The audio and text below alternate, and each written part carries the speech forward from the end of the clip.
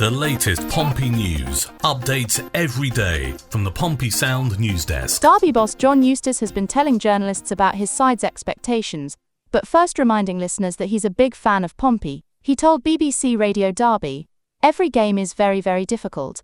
I think that's been proven in the Championship already. Portsmouth are a really exciting team. I've seen the last 3 or 4 games and they play an exciting brand of football. John's doing a great job there. He coaches the team very, very well, so we know it's going to be a really difficult game on Saturday. When you look at the home results, we could have had 2 or 3 more victories. Over the course of the season, it will level itself out. I've been happy overall with the home performances. We haven't won as many, of course we haven't. But over the course of the season, I'm confident we will get some more victories. Certainly not for myself. Different pressures of playing at home. The players who are playing in front of 30,000 at home, there's big expectations, I suppose. But that's what we're here for, that's what the players get paid for, and that's why we get paid to coach. I don't think there's been any terrible games at home where we haven't been competitive, even the Leicester game. If we had scored the second, we could have got a third or fourth. The most important thing for me is, over the course of the season we get judged on our home and away form, and we'll see where we end up." Derby coach John Eustace is, of course, a distinguished and highly respected footballing figure. Had a good playing career, very solid playing career. 1 or 2 injuries earlier in his career kept him out of the Birmingham first team because he was a Birmingham youngster, Birmingham-born Birmingham youngster from the age of about 7. But then he managed 393 appearances for clubs as distinguished and solid as Coventry, Stoke and Watford. The Coventry seasons, 3 of them were spent in the Premier League, so he's played football at the very highest level. A central midfielder who could do it all. Was very professional, very reliable. You wouldn't want to face him every week.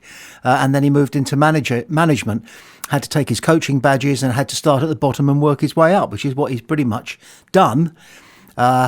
Starting out with Kidderminster Harriers and then ending up at the club that he played for on 48 occasions, scored 2 goals, Derby County, 2013 to 2015. And now he's been managing them, well, not for long, but he's a good guy.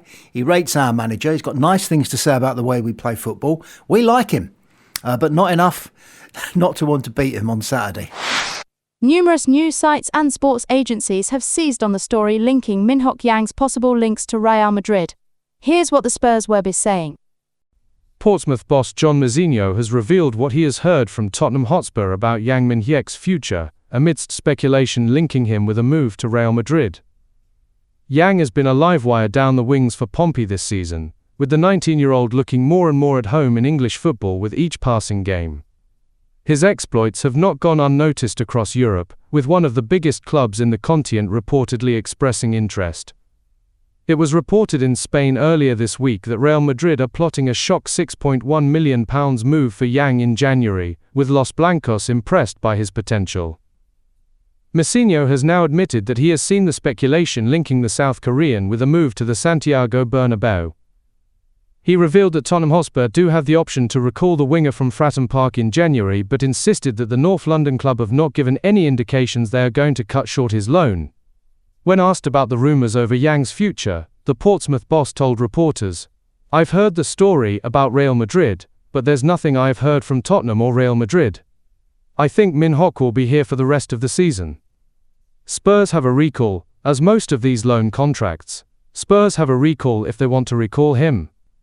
I think he's been a really bright spark in a lot of the performances we've had, particularly in the early part of the season. At times you have probably seen what you can sometimes expect from young players, but as a 19-year-old coming into a struggling side, he has done very well. He will be staying until the end of the season." We asked Steve Bone on his show, his podcast, which is widely available. If you want to listen to the Steve Bone podcast, then go to Pompey Sound Podcasts on your podcast provider and look for the podcast entitled, it begins with the letter S for Steve.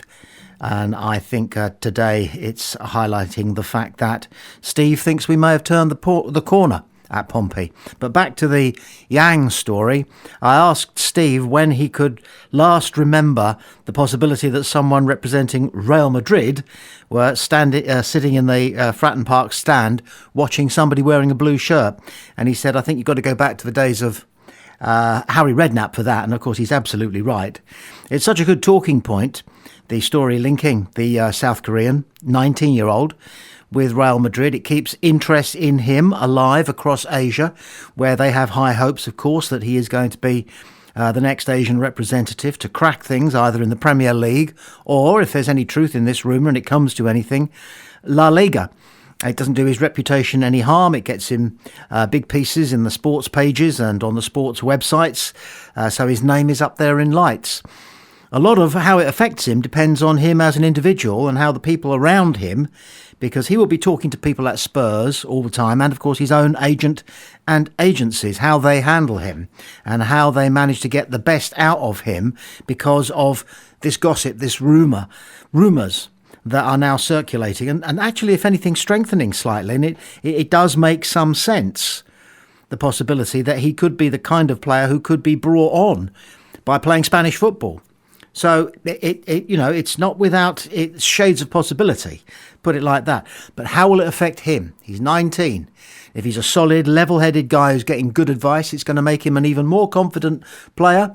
And confidence is very important if you play where he plays and you try to do what he does, which is to risk it by taking his opponents on and shooting when the opportunity arrives. And when he arrived, it was clear that he is very good at shooting. We just haven't seen that much of it more recently.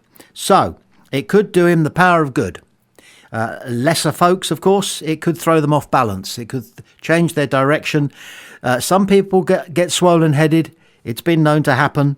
Somehow one feels that that's not a danger for him, because I suspect he's been groomed as a potential big timer for a long time, and looking after what's going on between his ears is at least as important as what's going on down at the ground involving his feet. Distinguished sports journalist Steve Bone. Check out his page in Pompey's Matchday programme and don't miss his weekly podcast on Pompey Sound. Was asked by Pompey Sound's Tommy Boyd what he thought of the unanimous predictions of football experts across the board that Pompey will lose to Derby. That's cheered us all up. That's nice. I mean, I can see why they're saying that, because we're so inconsistent. Do you know the last time we won 2 games in a row? Ooh.